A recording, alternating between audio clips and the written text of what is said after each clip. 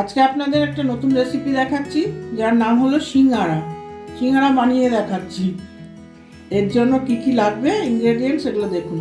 প্রথমে এই যে ফুলকপি লাগবে, একটু আলু কুচি লাগবে, একটুখানি মটরশুঁটি, লঙ্কা, ধনেপাতা,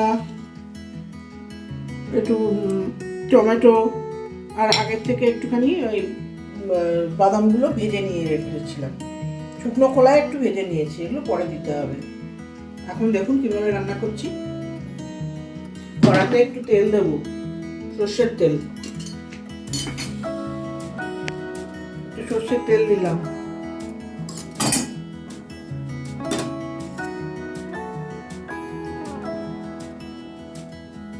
একটু সর্ষের তেল একটু বেশি করে দিয়ে দিলাম। দিয়ে একটু 5 ফোড়ন পোড়া দেবো। ফোড়নে দেবো 5 ফোড়ন। 5 ফোড়ন দিয়ে দিলাম। একটু তেলটা গরম হলে তরকারিগুলো সব একসঙ্গে ছেড়ে দেব।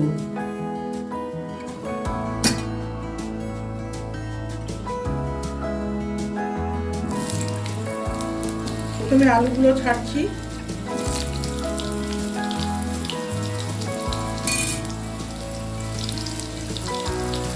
সব একসঙ্গেই ছেড়ে দিচ্ছি। আলু কপি সব একসঙ্গে ছেড়ে দিচ্ছি।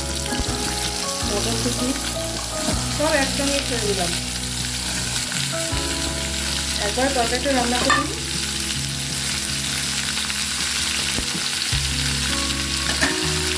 ধনেপাতা, টমেটো সব দিয়ে দিলাম, লঙ্কা সব দিয়ে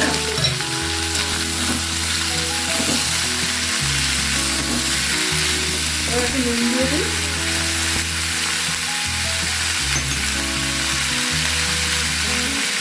পরিমাণ মতো নুন দিয়ে দিলাম।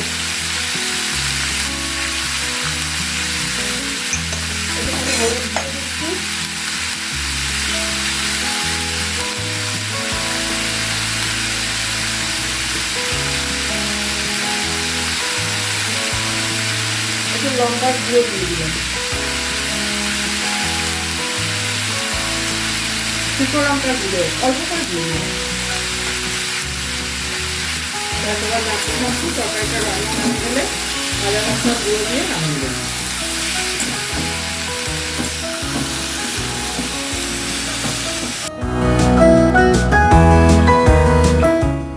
তরকারিটা রেডি হয়ে গেছে।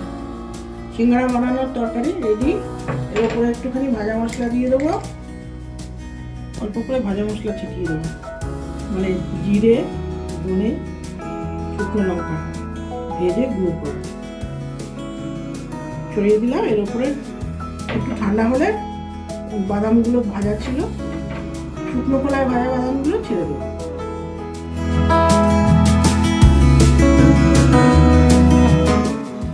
ময়দাটার মধ্যে একটু ময়াম দিয়ে একটু নুন দিয়ে মেখে নিয়েছি। নিয়ে এবার লেচি পাকিয়ে এখানে রেখেছি। এবার এগুলো বেলে বেলে করতে হবে। এই যে পুরটা তৈরি করে দিয়েছি, এই পুরের মধ্যে একটু বাদাম ছড়িয়ে দিই। একটু ভাজা মশলা দিয়েছিলাম, এখন একটু বাদাম ছড়িয়ে দিলাম।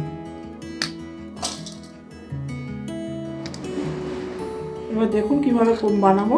এগুলো পাকিয়ে নিই, এটা একটু বেলে নিই।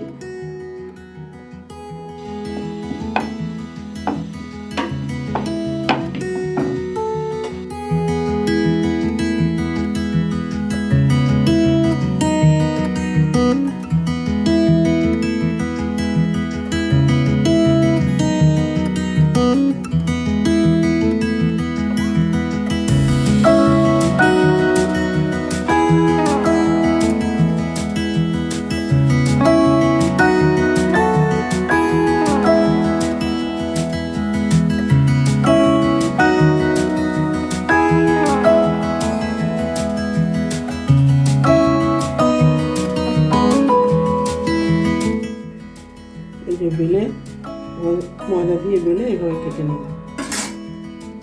কেটে নিয়ে এটাকে দুটো ভাগ করে একটু জল লাগিয়ে দেবো।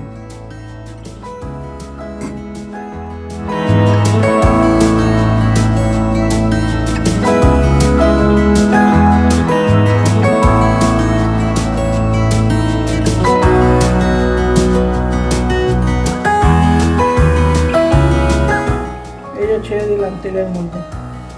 তেলটা একটু গরম হবে, আগেই ছেড়ে দিলাম।